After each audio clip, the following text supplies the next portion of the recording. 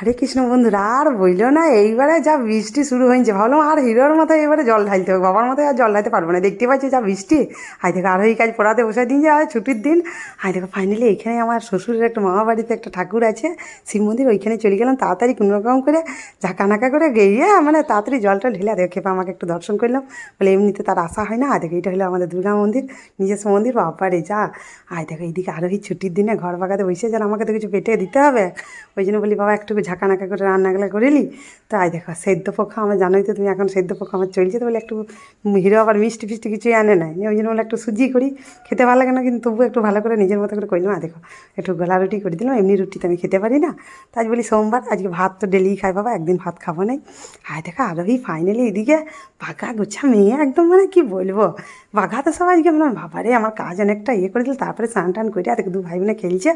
আয় দেখো ফাইনালি রান্না টান্না করে খেতে বসে গেছি, বাবারে যা টেস্ট হয়েছিল না, দারুণ, কপ কপ করে খেতে কেমন লাগলো বলো।